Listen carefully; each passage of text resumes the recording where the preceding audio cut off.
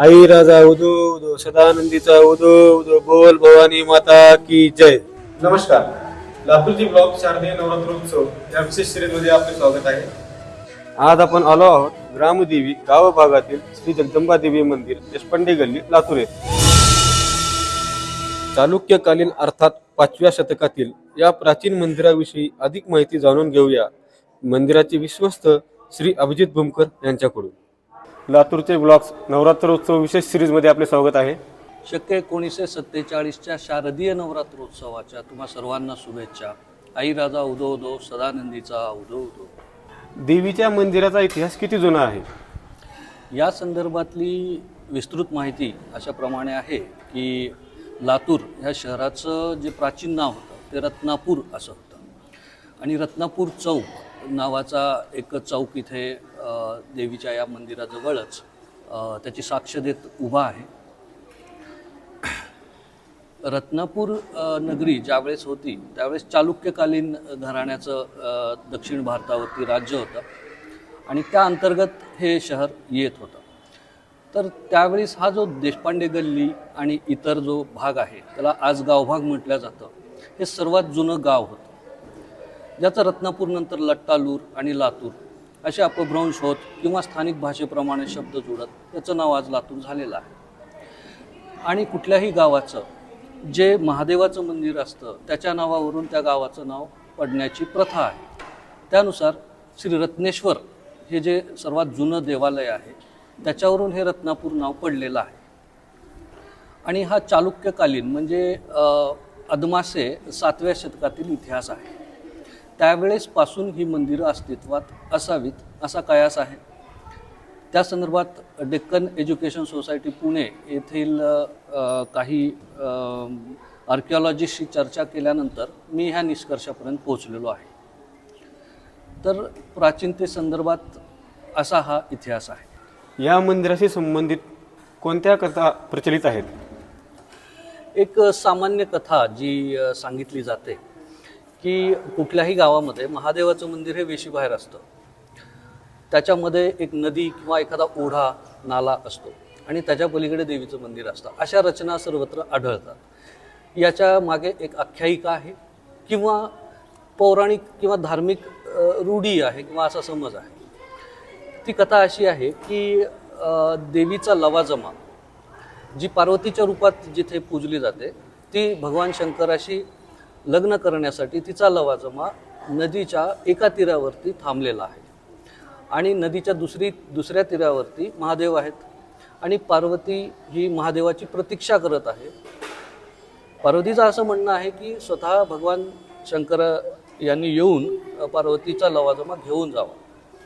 त्या प्रतीक्षेत ती बसलेली आहे. अशा पद्धतीची रचना तुम्हाला सर्वत्र आढळते. तशीच रचना इथे देखील आहे. इथे रत्नेश्वर देवालय म्हणजे त्याच भगवान शंकराची वाट ही पार्वती पाहत उभी आहे तिच्या लवाजम्यासह अशी आख्यायिका यामागे प्रचलित आहे. देवीची मूर्ती कोणत्या स्वरूपात आहे व मंदिराचा इतिहास काय आहे? अगदी देवीची मूर्ती ही महिषासूर मर्दिनी स्वरूपातली आहे आणि ती स्वयंभू या प्रकारातली आहे. याचा असा इतिहास आहे मंदिर स्थापनेचा की माझे पूर्वज मला जिथपर्यंत माहिती आहे 7व्या पिढीपर्यंत माहिती आहे त्यातले एक पूर्वज त्यांची ही जमीन होती. ती जमीन नांगरताना ही मूर्ती सापडलेली आहे असं आम्हाला पूर्वांपारपासून सांगत आलेली आहेत आमचे पूर्वज.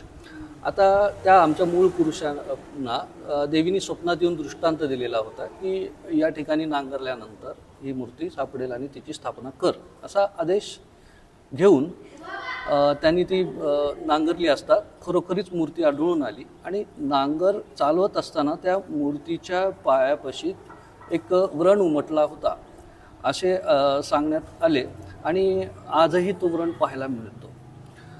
तर मूर्ती महिषासूर मर्दिनी या स्वरूपातली असून युद्धभूमीवरची ही देवी आहे. महिषासुराचा वध करताना ची सगळी दृश्ये त्या मूर्तीवरती कोरली गेलेली आहेत. 7व्या शतकानंतर कधीतरी काळाच्या उदराखाली हे गडप झालेलं मंदिर किंवा मूर्ती असावी जी पुन्हा उधरत केली गेली. त्यामध्ये देवीच्या हातातील शस्त्र, अस्त्र, रुंडमाळा आणि क्रोधित स्वरूपातली देवी हे सगळं व्यवस्थित कोरण्यात आलेलं आहे. त्याच्या खाली मार्कंडेय ऋषीची देखील छोटीशी मूर्ती आहे. बाजूला रेणुका मातेचं छोटंसं एक तांदळं आहे आणि त्याच्या बाजूला येडाई मातेचे सुद्धा छोटे तांदळे आहेत. अशा पद्धतीचं हे पूर्ण एक गर्भगृहच सापडून आलं, मिळून आलं त्यांना. आणि त्यानंतर त्यांनी मंदिराची त्या काळच्या बांधकाम वैशिष्ट्यांनी ते मंदिर पूर्ण केलं. मंदिरातील दीपमाळेचे वैशिष्ट्य काय आहे? देवीच्या मंदिरामध्ये दीपमाळ असणे हे एक प्रमुख वैशिष्ट्य असते प्रत्येक देवीच्या. तुम्ही तुळजापूर किंवा रेणापूर, अंबेजोगाई इतरत्र तुम्ही वेगवेगळ्या पद्धतीच्या दीपमाळ पाहिल्या असतील. इथे देखील अर्थात दीपमाळ आहे आणि त्या दीपमाळेच्या खाली मातंगी देवी प्रथमपासून कोरण्यात आलेली आहे. मातंग समाजाचे अतिशय श्रद्धास्थान आहे आणि मातंग समाजाचा प्रामुख्याने इथे वावर असतो आणि ते मानाचे पुजारी म्हणून सुद्धा ओळखले जातात मातंगीचे. आणि त्यानुसार त्यांचा गोंधळ असो किंवा नैवेद्य असो ते परंपरेने या मंदिराला प्राप्त होत असतो. तर ते मातंगी देवीचे स्थान आणि वरती दीपमाळ अशा पद्धतीचे ते काम आहे. नवरात्र उत्सव हा कसा साजरा केला जातो आपल्या इथे? हे तुळजाभवानीचे ठाणे म्हणून प्रसिद्ध आहे. पूर्वीच्या काळी मोठ्या मोठ्या देवस्थानाची ठाणी असायची. उदाहरणार्थ माहूर हे 3.5 शक्तिपीठापैकी एक आहे. त्याचं ठाणं जसं राणी सावरगाव वगैरे आहे, तसं तुळजापूर हे देखील 3.5 शक्तिपीठातलं एक प्रमुख पीठ आहे आणि त्याची ठाणी विविध भागात असायची. त्यापैकी हे एक प्रमुख ठाणी आहे. तुळजापूर येथील तुळजाभवानीच्या मंदिरातून या मंदिराच्या विश्वस्तांना, पुजाऱ्यांना म्हणजे आम्हाला दरवर्षी एक प्रपत्र येतं आणि त्यानुसार त्या कार्यक्रमाची आखणी केली जाते. यामध्ये फरक असा आहे की तुळजाभवानीच्या मंदिरामध्ये अजाबळी ही प्रथा आहे जी इथे नाही आहे आणि यज्ञ ही एक प्रथा या मंदिरासाठी नाही आहे. बाकी सर्व प्रथा तुळजाभवानी मंदिराप्रमाणेच पाळल्या जातात आणि त्यांच्या वेळापत्रकाप्रमाणे इथे धार्मिक कार्यक्रम चालतात. स्थानिकांसाठी या मंदिराचे काय महत्त्व आहे? मी पूर्वीच सांगितल्याप्रमाणे हे तुळजाभवानीचे ठाणे आहे. पूर्वीच्या काळी प्रवासाची साधने नसायची, त्यामुळे प्रत्येकाला तेवढ्या दूरवर तुळजापूरला जाणे शक्य नसायचे. त्यामुळे हे ठाण्यांची निर्मिती झाली असावी. ज्यांना तुळजाभवानीची परडी आहे किंवा त्यांना प्रत्येक वर्षी ते दर्शन घ्यायचं असतं, अशा लोकांसाठी ही ठाणी असतात. इथले दर्शन झाले म्हणजेच तुळजाभवानीचे दर्शन झाले असं मानलं जातं. म्हणून स्थानिकांसाठी ह्या मंदिराचं महत्त्व आहे, कारण हे मूळ ठाणं आहे तुळजाभवानीचं.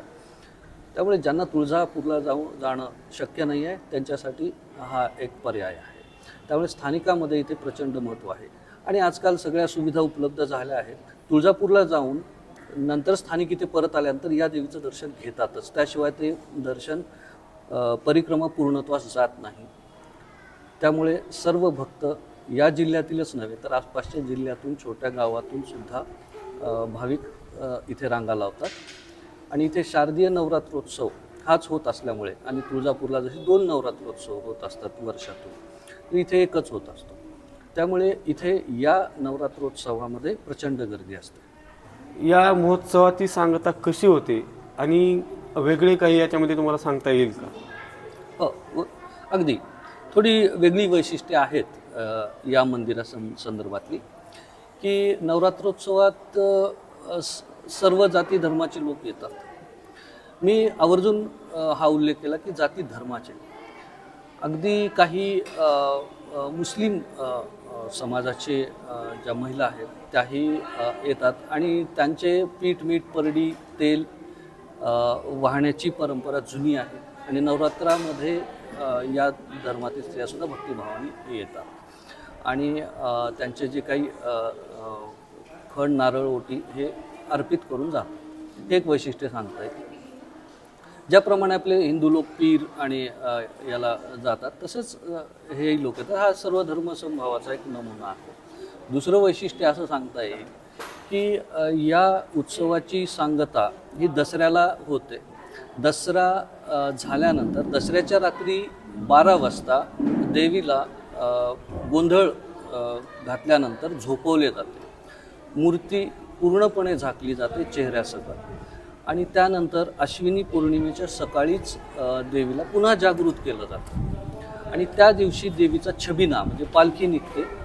ती मूळ जे गावभाग होतं लातूरचं म्हणजे गांधी चौक ही वेस होती, त्या वेशीपर्यंत ही पालखी जाते आणि गावभागातून परत फिरत मंदिरात येते.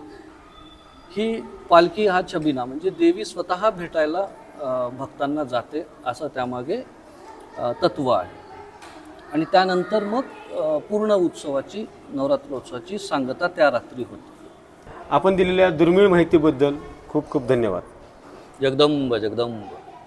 असेच नवनवीन व्हिडिओ पाहण्यासाठी आमच्या चॅनलला फॉलो करा. धन्यवाद.